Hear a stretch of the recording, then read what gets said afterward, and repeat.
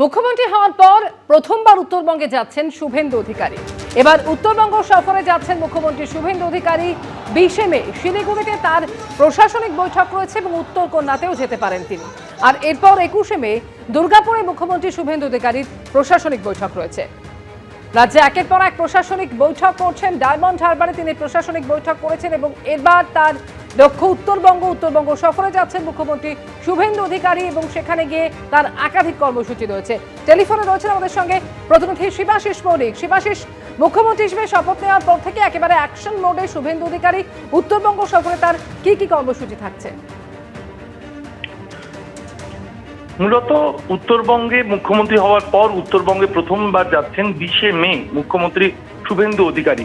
এখনো পর্যন্ত মুখ্যমন্ত্রীর দপ্তর সূত্রে যেমনটা জানা গিয়েছে, তাতে আগামী বুধবার তিনি শিলিগুড়িতে প্রশাসনিক বৈঠক করার কথা রয়েছে। সেখানে তিনি প্রশাসনিক বৈঠক করতে পারেন। উত্তর কন্যা, আমরা জানি যে উত্তরবঙ্গের যে প্রশাসনিক সচিবালয় বিশেষভাবে উত্তরবঙ্গের জন্য যা তৈরি করা হয়েছে, সেই উত্তর কন্যা নিয়ে একাধিক সময় তার প্রশাসনিক পরিকাঠামো নিয়ে অভিযোগ ছিল বিরোধী অবস্থানে থাকা শুভেন্দু অধিকারী। সেই উত্তর কন্যাতে তার যাওয়ার সম্ভাবনা রয়েছে।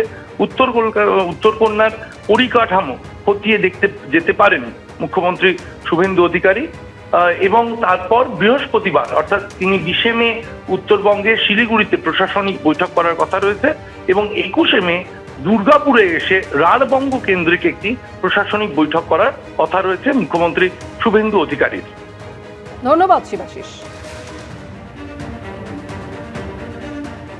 আর এদিকে 21 তারিখ ফলতা বিধানসভা কেন্দ্রের পুনর্নির্বাচন রয়েছে, আর তার আগে গতকাল সেই ফলতায় গিয়ে সভা করলেন মুখ্যমন্ত্রী শুভেন্দু অধিকারী।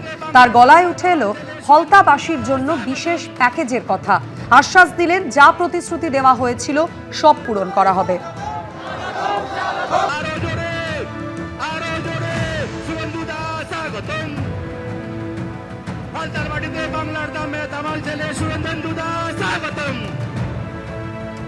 ধন্যবাদ।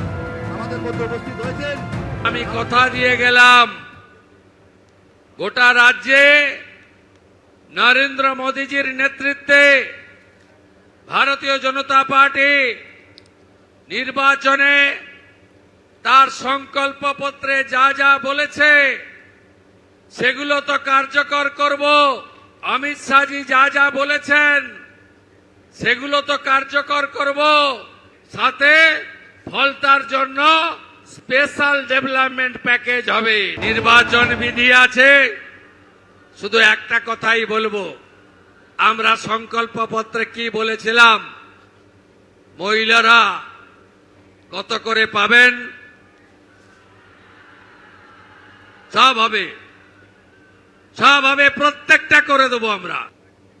রাজ্যের স্বাস্থ্যের হাল ফেরাতে উদ্যোগী হয়েছেন নতুন মুখ্যমন্ত্রী। এর আগে গত শুক্রবারে তিনি এসএসকেএমে গিয়ে বৈঠক করেছিলেন এবং তারপর থেকে দেখা যাচ্ছে অ্যাকশন মোডে স্বাস্থ্য দপ্তর। মুখ্যমন্ত্রীর কড়া বার্তার পরেই ময়দানে নেমে পড়লেন স্বাস্থ্য সচিব। গতকাল রাতেই সরকারি হাসপাতালে সারপ্রাইজ ভিজিটে যান স্বাস্থ্য সচিব নারায়ণ স্বরূপ নিগম। ন্যাশনাল থেকে Kolkata medical college, NRS, RG Kar মেডিকেলে পৌঁছে যান স্বাস্থ্য সচিব এবং কলেজগুলির অধ্যক্ষদের সঙ্গে কথা বলেন তিনি। হাসপাতালগুলির পরিকাঠামো খতিয়ে দেখেছেন। একাধিক হাসপাতালের হাতে তুলে দেওয়া হয়েছে অ্যাম্বুলেন্সও।